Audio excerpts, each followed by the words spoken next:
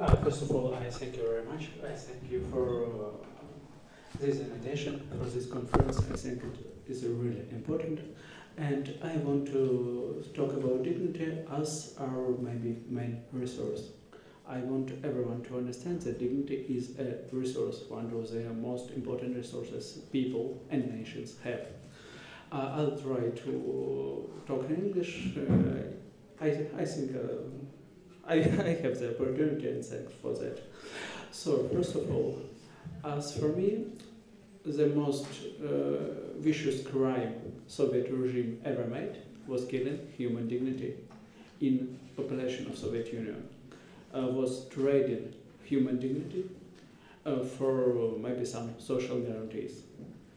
And that's the crime that actually Putin regime repeated in Russia. They again traded human dignity to, I don't know, some level of social guarantees, some level of personal life, and so on. And that's, for me, that's a crime against humanity. What is to lose your dignity? It's to shut your mouth. It's to and shut your eyes. You are like saying, okay, I don't want to see what's going on. I don't want to see people suffer. I don't want to see I myself is restricted from basic human needs, from basic human dignities.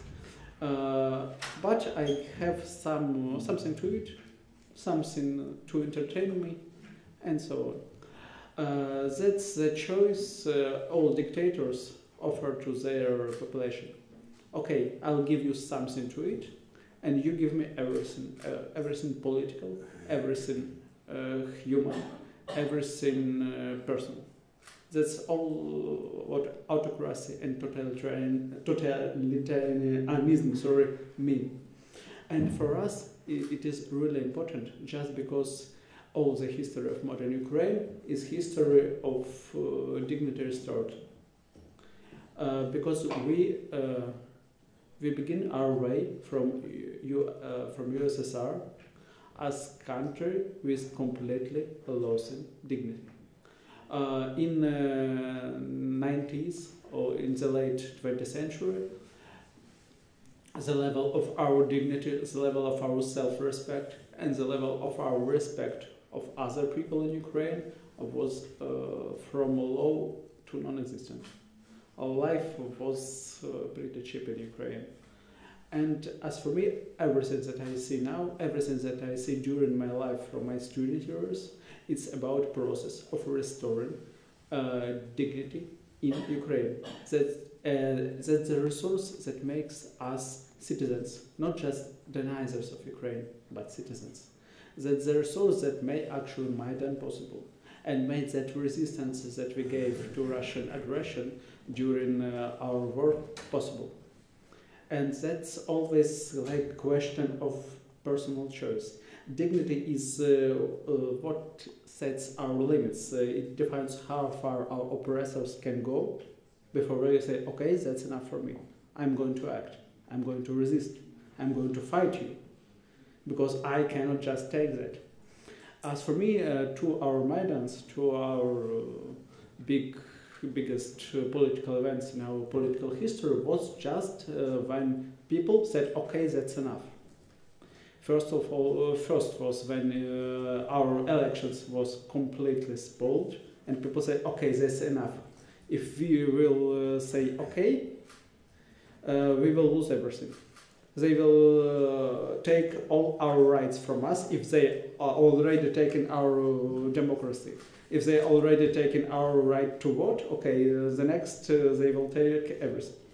And the second Maidan was because the people said, oh, that's enough from us. If you are taking our European perspectives and if you are taking our rights to make demonstrations, if you are beating us for demonstrations, well, if you take that, you will take everything from us.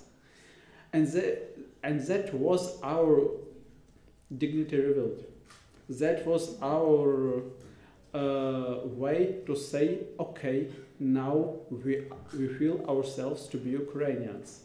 Not just some deniers of Ukraine, but Ukrainian nation And as Ukrainian nation, we have our own dignities and our own interests, and we won't give it to politicians.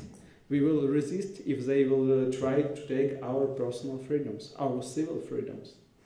And even the war was really interesting for me in that particular case. Because before our war, I knew plenty of brutal men, plenty of guys who studied some, martial arts, plenty of guys who studied, paintball, strikeball, and other combative sports, who were really brutal, really manly. But when the war came, these persons just ignored it, or even tried to avoid it, or even moved to another countries and regions and so on. And from other side, girls of 18 years, girls of 20 years, not like some, but common girls, go to the front line and became from senators to snipers.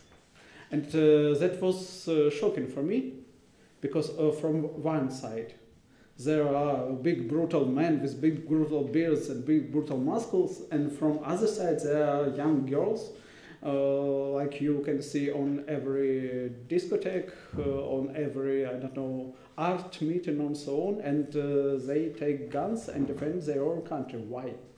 Why? Is it about maybe bravery? As for me, it's not about bravery. Because I know that girls, and they were really frightened. It's normal to be frightened of the war. It's about dignity. They just couldn't do anything other. They just couldn't choose other paths, because it was about their own dignity. It was about, I just cannot let this happen. I just cannot let my country to be invaded. It's not about how much strength in my muscles. This is not about how much bravery in me personally. No, it's about how much dignity in me. Some of them were actually killed. But as for me, that's what make our adults and what make us human beings. It's our dignity. Is our ability to resist, is our ability to say no, and I will fight for that no. So for me, the dignity is what makes us a nation, what makes us people. And for me, the biggest fear for now is that some politicians ignore that need and trying to make their voters the persons who actually hasn't evoked yet, hasn't evoked as citizens, as people with dignity. That's a problem. I'm afraid that. So I try to fight it as far as I can, and even now. Thank you.